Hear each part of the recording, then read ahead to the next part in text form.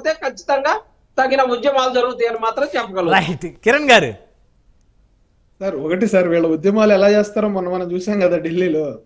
జగన్మోహన్ రెడ్డి గారు 8 కిలోమీటర్లు వెళ్తానికి హెలికాప్టర్లు వెళ్ళిన రోజులు చూసాం.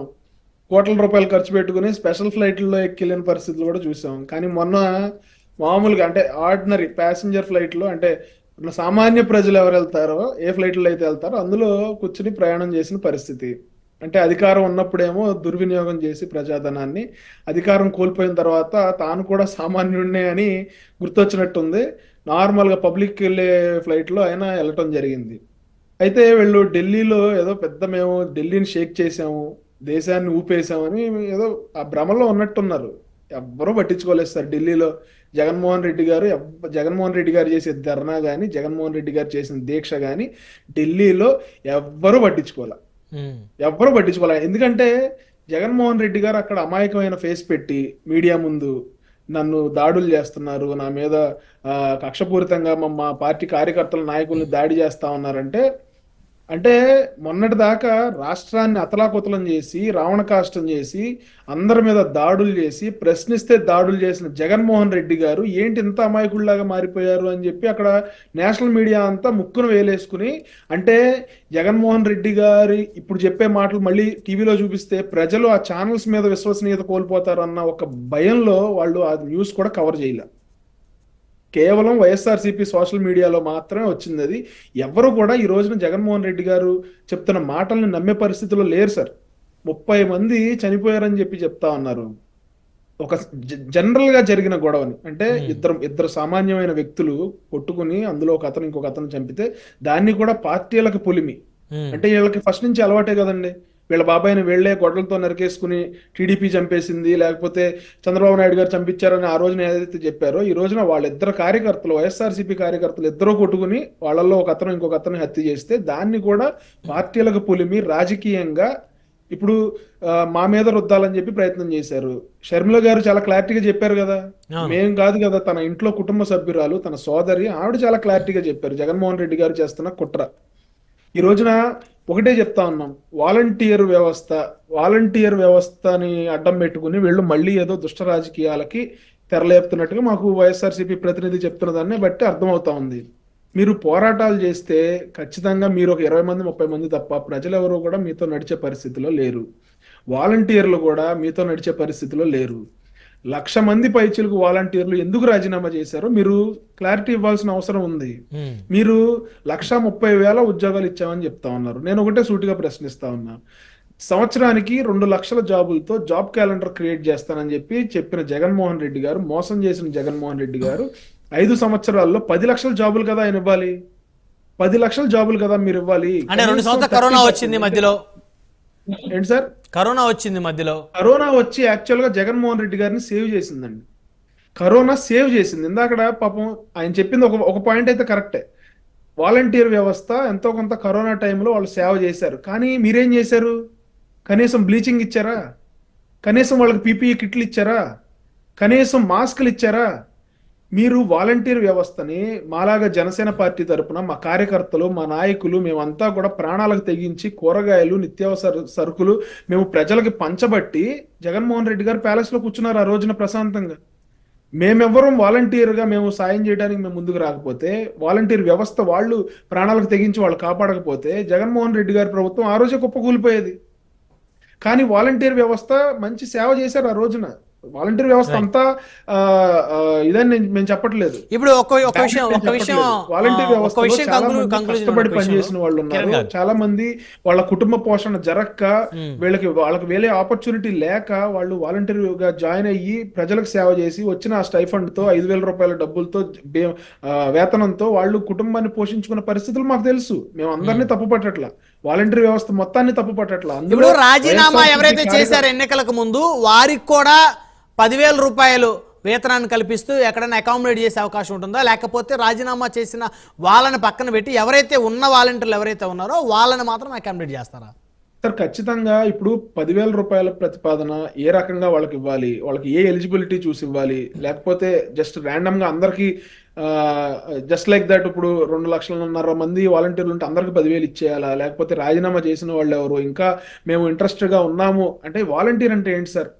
స్వచ్ఛందంగా సేవ చేసేవాళ్ళు వాలంటీర్ అంటారు కదా. వాలంటీర్ అంటే స్వచ్ఛందంగా సేవ చేసేవాళ్ళు పనిచేసేవాళ్ళు కదా. ఇప్పుడు వాళ్ళకున్న క్వాలిఫికేషన్స్ ఏంటి, వాళ్ళని ఎట్లా అకామిడేట్ చేయాలి, బీటెక్ చదివినోడు ఉన్నాడా, డిగ్రీ చదివినోడు ఉన్నాడా, లేకపోతే ఇంటర్ చదివిన వాళ్ళు ఉన్నారా, వాళ్ళని ఎక్కడ అకామిడేట్ చేయాలి, వాళ్ళలో ఇంకా చేయడానికి ఇంట్రెస్ట్ గా ఉన్న వాళ్ళు ఎవరు, లేకపోతే మా పొద్దు మేము బయటికి పోతాం అనుకునే వాళ్ళు ఎవరు, ఇదంతా కూడా ఒక ప్రణాళికబద్ధంగా ఒక డేటా తెప్పించుకుని దాన్ని నీట్ గా స్ట్రీమ్ లైన్ చేసి ఆ స్ట్రాటజిక్స్ ని బట్టి ప్రభుత్వం నిర్ణయం తీసుకుంటుంది సార్. ఇప్పుడు వీళ్ళేదో వాలంటీర్లను రెచ్చగొడదామని లేకపోతే ప్రజలను రెచ్చగొడదాం ఏమైపోలా ప్రభుత్వం వచ్చి ఒక 4 రోజులు అవుతుంది. వాళ్ళు ఏదైతే చెప్తా ఉన్నారో పెన్షన్లు ఇచ్చేయడానికి, ఇంటింటికి డోర్ టు డోర్ పెన్షన్లు ఇవ్వడానికి వాలంటీర్లను వాడుకున్నామన్నారో, విలేజ్ సిబ్బందిని యూజ్ చేసుకుని లాస్ట్ మంత్ పెన్షన్లు ఇచ్చారు కదా ప్రశాంతంగా. మరి ఈ నెల కూడా మళ్ళీ 2వ తారీఖు రాబోతా ఉంది, మళ్ళీ సంబంధం లేకుండా స్మూత్ గా జరిగే ఒక ప్రక్రియని, స్మూత్ గా జరిగే ఒక కార్యక్రమాన్ని జటిలం చేసిన తర్వాత ఆయనే ఒక సొల్యూషన్ పెట్టి జగన్మోహన్ రెడ్డి గారు అసలు ఇదే బ్రహ్మాండమైన సొల్యూషన్, దీనికి ముందు అసలు ప్రజలంతా అసలు తిండి తినలేదు, ప్రజలంతా మంచినీళ్ళు తాగలేదు, నేను వచ్చిన తర్వాతే ప్రజలంతా కూడా సంతోషంగా ఉన్నారు అనే ఒక బిల్డప్ ఏదైతే లాస్ట్ 5 సంవత్సరాలుగా ఇచ్చారో, ఇంటింటికి వెళ్ళి సార్ ఇప్పుడు నేను మీకు సాయం చేశాను అనుకోండి, నేను అందరికీ చెప్పి డప్పు కొట్టుకోకూడదు. ఇప్పుడు బ్రహ్మనాయుడు గారికి 100 రూపాయలు ఇచ్చి నేను బ్రహ్మనాయుడు గారికి 100 ఇచ్చాను అని చెప్పి అందరి ముందు మీ దగ్గరికి వచ్చి ఇచ్చానా లేదా అంటే ఎవరికి మండదు సార్? ఇప్పుడు ప్రతి ఒక్కరికి ఆ సెల్ఫ్ రెస్పెక్ట్ ఉంటుంది కదా. మీరు 2,000 ఇచ్చానని చెప్పి మొత్తం బాగా ఉంది, మొత్తం ప్రపంచం అంతా అలర చేస్తే చేసిన సాయమా లేకపోతే పబ్లిసిటీనా? డబ్బు కొట్టుకోవడం చేతగాంది వైఎస్ఆర్ కాంగ్రెస్ పార్టీ కార్యకర్తలకి చేసిన సహాయాన్ని కుడి చేతిది ఎడ చేతి చేయటం కూడా తెలియకుండా చేసుకున్నాం సార్, అందుకోడిపోయాం మేము. ఎట్లా సార్ అది? సార్ ఎందుకు సార్ ఎట్లా అబద్ధాలు ఆడతారు? జగన్మోహన్ రెడ్డి గారు బటన్ నొక్కాను అని ప్రజలు ఇంటికి వెళ్ళి ఇలాంటి పేపర్ ఒకటి తీసుకెళ్లి, బ్రహ్మనాయుడు గారు ఇలాంటి పేపర్ ఒక పాంప్లెట్ ఒకటి తీసుకెళ్లి, అమ్మా 10,000 రూపాయలు వచ్చినాయా? వచ్చినాయి. అమ్మా 500 వచ్చినాయా? వచ్చినాయి. మీకు ఎంత వచ్చినాయి అమ్మా? 50,000 వచ్చినాయండి.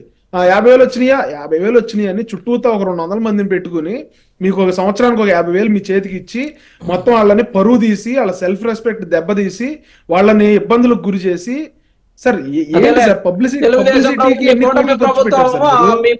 పబ్లిసిటీకి 18,000 అని వాళ్ళు బజార్ అమ్మడి తిరిగి బజార్ లో కూలీ ఇచ్చినట్టుగా చెప్పారు. బ్రహ్మనాయుడు గారు ఇప్పుడు సరిహద్దు రాళ్ళు ఉంటాయి కదా, పొలాల్లో సరిహద్దు రాళ్ళు ఉంటాయి కదా, భూ హక్కు సర్వే అని చెప్పి వీళ్ళు సర్వే చేయించి సరిహద్దు రాళ్లకి దాని మీద జగన్మోహన్ రెడ్డి గారి ఫోటోలు వేయించుకోవటానికి జగన్మోహన్ రెడ్డి గారు పెట్టిన ఖర్చు 760 కోట్ల రూపాయలండి. 760 కోట్ల రూపాయలు. ఈ రోజున అవి తీసేయాలంటే, దాని మీద ఆయన ఫోటో తీసేయాలంటే మళ్ళీ 15 కోట్ల రూపాయలు ఖర్చు అవుద్దంట. పబ్లిసిటీ ఎవరికి లేదండి? పబ్లిసిటీ పిచ్చి లేదా మీకు? అంటే ఇందాక చిన్నప్పటి గారు ఏమన్నారంటే కౌలు రైతులకి పవన్ కళ్యాణ్ గారు సహాయం చేసి మీరు పెద్ద ఎత్తున పబ్లిసిటీ చేసుకున్నారు అంటే, ఇక్కడ చిన్నప్పటి గారు సొంత డబ్బులకి ప్రభుత్వ ప్రజల డబ్బులు ఖర్చు పెట్టి పబ్లిసిటీ చేస్తున్నారు, చాలా డిఫరెన్స్ ఉంది.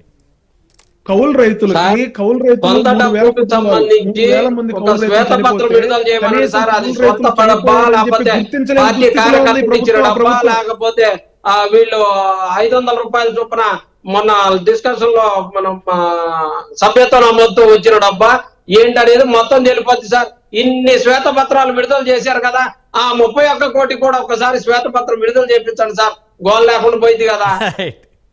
అది శ్వేతపత్రం విడుదల చేయడానికి మీరు సబ్జెక్ట్ తెలుసుకోవాలి. అందుకే శ్వేతపత్రం రిలీజ్ చేయడానికి అది ప్రభుత్వ సొమ్ము కాదు, సొంత కష్టార్జితం. పవన్ కళ్యాణ్ గారు సొంత ఒక్క నిమిషం.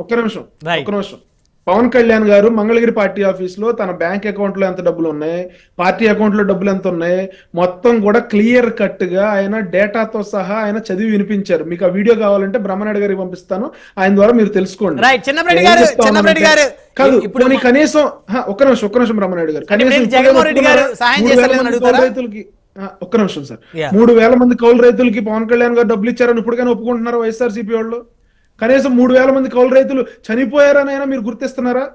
ఇప్పటికైనా వాలంటీర్ వ్యవస్థ ఇప్పటికన్నా పనిచేసిందని ఇందాక మీరు అన్నారు చూడండి, కరోనా సమయంలో వాలంటీర్ వ్యవస్థ బాగా పనిచేసిందని చెప్పేసి దాన్నే ఒప్పుకున్నారు, సంతోషం సార్. ప్రతిదానికి కూడా కౌంటర్ ఉంటుంది సార్ దానికి. మీరు కౌంటర్ అని మీరు అనుకుంటే కాదు, అది కౌంటర్ అని ప్రజలు ఫీల్ అవ్వాలి. కౌంటర్ అని మీరు అనేసుకుంటే ఎలాగా? వాలంటీర్ వ్యవస్థ ద్వారా ప్రజలు ఫీల్ అయ్యారు, చిన్నపరెడ్డి గారు, కిరణ్ గారు సమయం లేదు. రాము గారు రాము గారు లైన్ కట్ అయినట్టుంది. కాదు బ్రహ్మనాయుడు గారు వాలంటీర్ వ్యవస్థ అందరూ దుర్మార్గం మేము చెప్పలేదు కదా. వాలంటీర్ వ్యవస్థ అసలు పని చేయలేదని మేము చెప్పలేదు కదా. కొంతమంది ఏ వ్యవస్థలోనైనా కిరణ్ గారు, ఏ వ్యవస్థలోనైనా మంచి అధికారులు ఉంటారు, అవినీతి. మేము అదే చెప్పాం సార్. ఏ పార్టీలోనైనా మంచి నాయకులు ఉంటారు, అవినీతి పరులైనటువంటి రాజకీయ నాయకులు. అన్ని వ్యవస్థలో 100% సక్రమంగా ఉండదు. మేము అదే చెప్పాం. ఏదేమైనప్పటికీ కూడా ఇచ్చినటువంటి హామీలు మీరు అమలు చేయాల్సిన బాధ్యత కూటమి ప్రభుత్వం మీద ఉంది.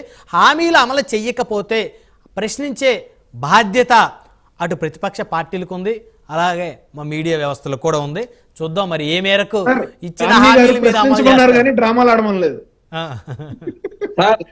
ఇచ్చిన ప్రతి హామీ సార్ ఇందాక నేను చెప్పాను కదా, 15,000 18,000 చీటీ పాట పాడినటువంటి చెప్పినటువంటి హామీని తొంగలో తొక్కేటటువంటి వ్యవస్థ ఇప్పటికే తల్లి దగ్గర నుంచి తల్లి సమయం లేదు ఇంకా.